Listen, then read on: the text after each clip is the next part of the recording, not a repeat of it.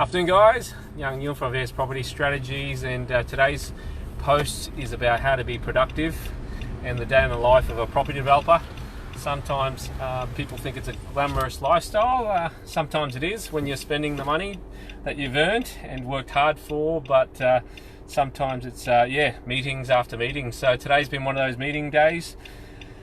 Started off at around about 6 o'clock, into the office there, getting things started. I'd like to, especially in summer when it is warm and the light is out, lights on, pretty easy. Sun's up by about 5 o'clock. If you can get to the office around about 6, just to get yourself organised. Sometimes, I'll go for a run, go for a walk, read some books. But 6 a.m. is when it all happens there, because once you hit 7 o'clock, 7:30, you've got drop-offs and school drop-offs and other interruptions. So especially lately in the last few weeks after New Year's now, we're getting into it and getting into the office around about 6. They talk about the 6 a.m. club there. I'm not always out at 6. It's just more so because I've got a handful of projects I really want to get cracking on. So having said that, between 6 and 10 o'clock there, if you can, get some quiet time with the phone before the phone starts ringing. If you can turn your phone off and just get into it, looking at planning, looking at designs. We're looking at a site on the south side at the moment, negotiating with a seller there. So I'm just looking at some plans there, looking at some past approvals, some current applications there, and getting my head around my strategic meeting that I've got booked with one of the sellers on Monday night at 6:30. So so looking at plans there, obviously having some breakfast around about 7 o'clock there. I like to do a bit of an omelette, a bit of veggies there, maybe a bit of rice just to fill it up and get things going. But I like to have the same thing pretty much. It's either going to be some eggs and some rice there, or I don't really like toast. I generally have brown rice there, so I don't generally have toast. Moved away from bread wherever possible. I do love bread, it tastes amazing, but it doesn't necessarily agree with me, makes me sleepy and sluggish, sometimes gives me a bad back as well. So but having the same breakfast. The other alternative breakfast that I generally have is some muesli, muesli with some fruit and some almonds and some coconut yogurt, some good old, maybe not cashews, but walnuts would be good there, and some fruit, blueberries, strawberries is really good healthy for you. So almond milk as opposed to normal dairy milk if you can. But then I might do a drop-off. So this morning I did a drop-off for my daughter there early, around about I think like 7, 7:15. And today's in itself, I dropped her off and then I had breakfast, quick cup of coffee, and then into the office again. So but 8 o'clock I had my first meeting for today. I don't normally do meetings around about 8 or even 9.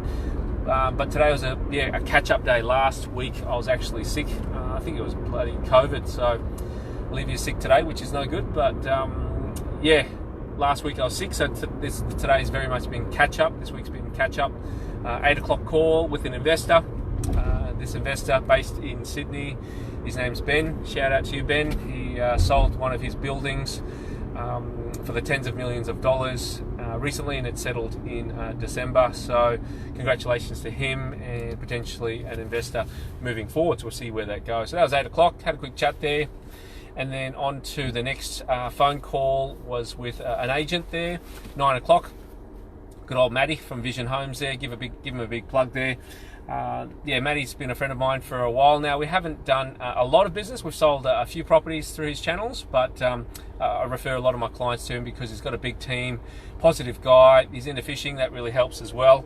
And we'd like to, I'm having a chat to him about being part of my land subdivision on the north side of Deception Bay there. So having a chat to him there for about 40 odd minutes there, getting to seeing what's working, what's not working, talking strategy. Should we sell the blocks owner occupier? Should we sell the blocks dual key? What are the best opportunities? What's the market really wanting at this point in time?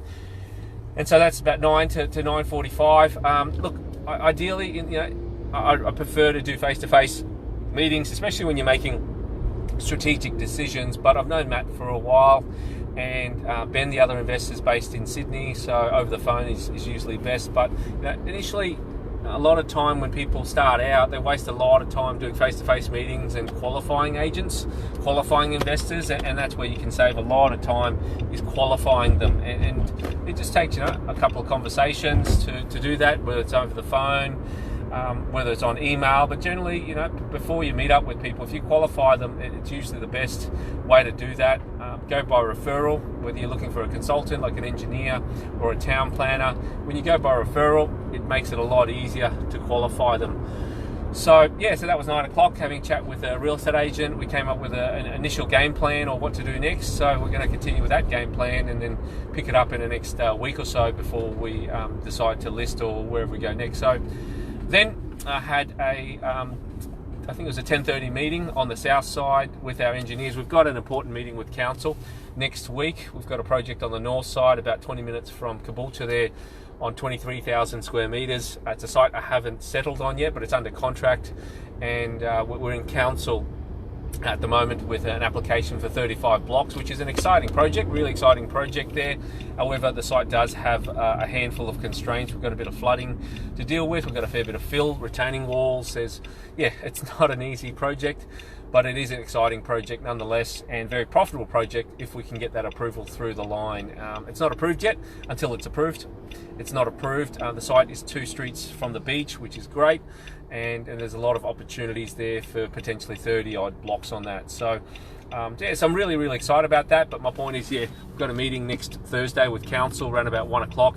So in the meantime, I've organised a meeting with my engineer as well as our town planners, and we're at our engineers today on the south side.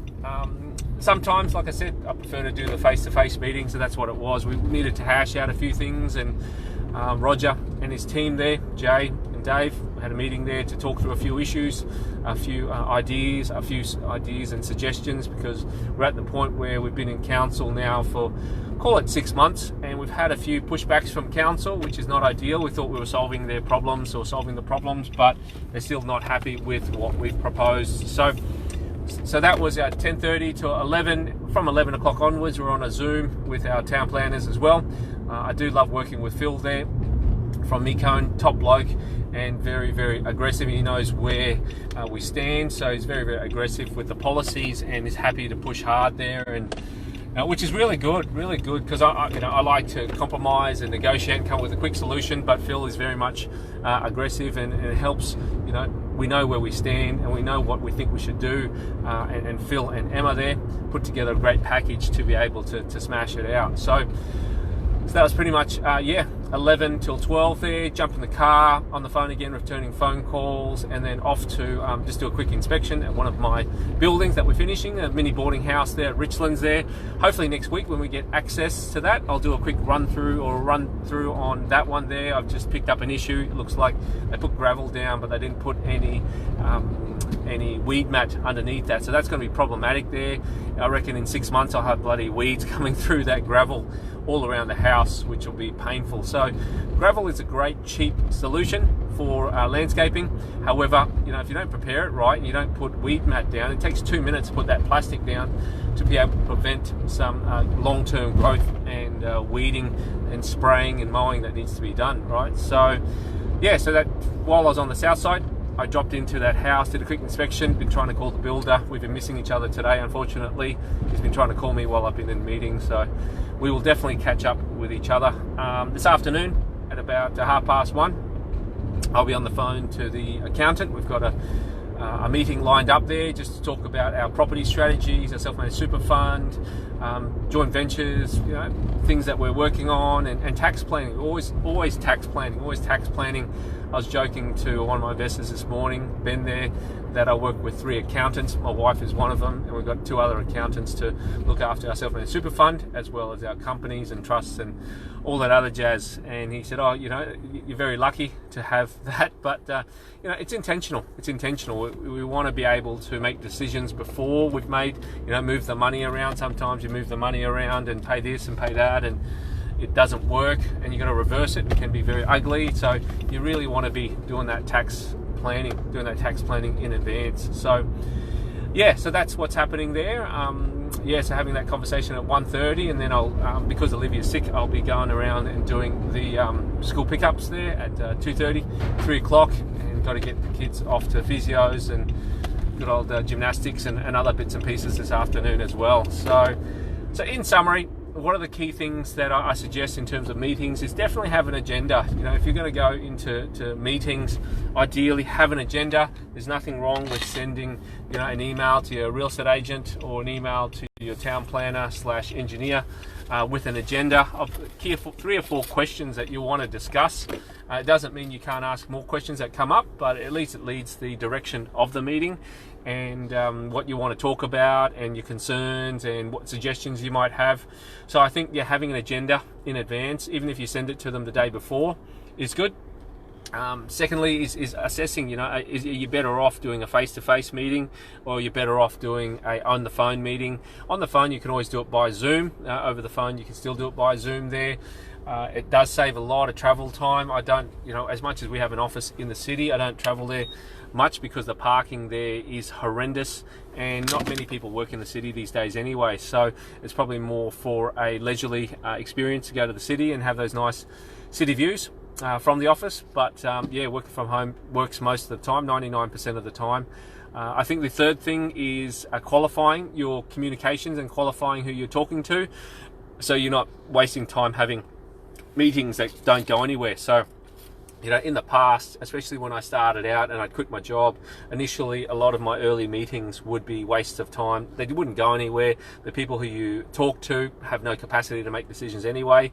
So I think that's very, very important. 1, have agendas. 2, you know, make it efficient, whether you're going to do it face to face, whether you're going to do it over the phone there, because over the phone it's really easy to end the meeting if it's not going anywhere, if it's 15 minutes, 30 minutes, 60 minutes.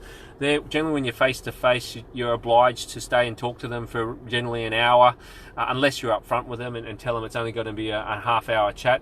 So it saves a lot of travel time, frustration, but sometimes you do need to travel to have those inspections, to have those meetings, especially if you're building rapport, raising capital, talking to investors, especially earlier on. If you haven't got a profile, you haven't got a brand, face-to-face generally is quite important to do that there. And yeah, being just really clear on what you want to get out of those meetings and having that agenda, I think, is important. Yeah, and being clear on what you want, and telling people what you can do and what you're willing to do. So very good. Look, thanks for your time there, guys. Hopefully the daily posts so far have been of value to you and getting a bit of value.